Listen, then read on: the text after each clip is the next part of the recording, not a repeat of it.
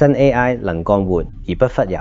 有很多老闆現在的蝦基本上是處於在一個瀕死狀態。今天呢，現場去診斷，咱們也不說空話，直接也幹實事。每次來頒獎這裡都可以免費蹭他的充電樁，專用充電樁，勞動最光榮。看看我們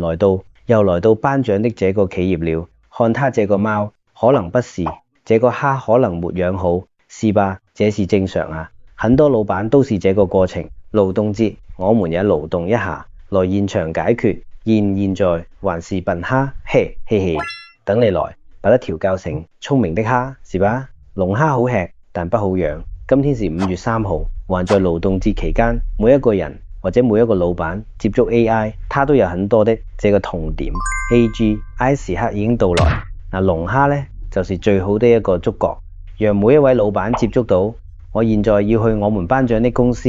大家記得春節後全員養蝦的這麼一個公司，腦民實驗跟我約了好久了，319的活動，他也來參加了。然後呢，自己公司也養了好多蝦，公司還有懂益的人員，丁丁也買了，悟空也用了，還有那個阿溫啦，錄音筆他也用了。現在用了很多東西，公司產生了大量的這個語料，就這個溫，他應該怎麼去把它能夠很好的養好？因為畢竟老闆和這個員工養蝦，他的初衷和目的可能會不一樣。那這裡面我們要怎麼樣去讓他真正把蝦養好，能夠是真 AI 能幹活而不忽悠？有很多老闆現在的蝦基本上是處於在一個瀕死狀態。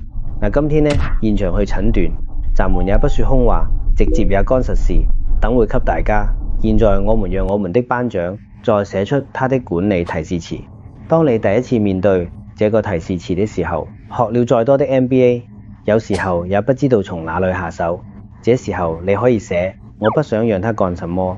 比如說，我們班長很多事情他不想每天去做，日常的銷售管理，因為在 AI 時代，這應該成為 AI 的標配，應該讓 AI 去跟進全流程的業務銷售，同時讓它成為一個賦能的。這些話你可以告訴到你的龍蝦，然後他會去理解你的這個想法，中再去分解你，只需要對他認同的點進行確定，對他不認同的點進行批駁，這樣他就會自己來計劃出一個更適合你的貼身方案。在我們已經握手了，基本在技術架構層面，因為現在我們陳班長的這個需求，不沒有一套現成的系統，用龍蝦作為一個中樞去調用這個脆的 GPT， 幫他首初一個輕量級的系統，把它釘釘小滿，還有龍蝦，這三者打通，才能夠實現它的這樣的一個自動化的一個銷售。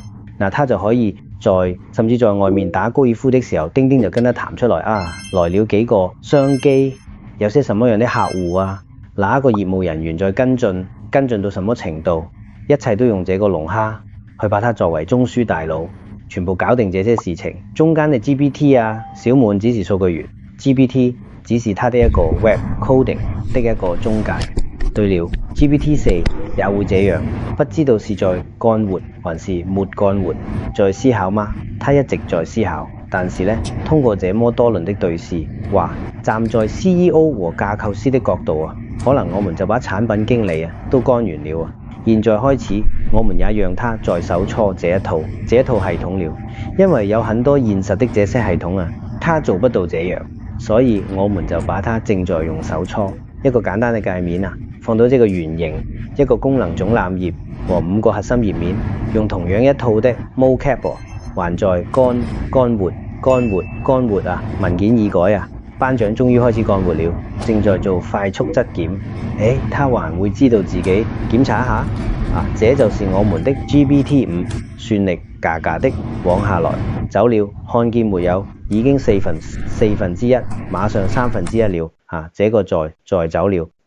SSD 的方式頁面出來，所以這個等待還是有機會的現在數據已經出來了，等會給大家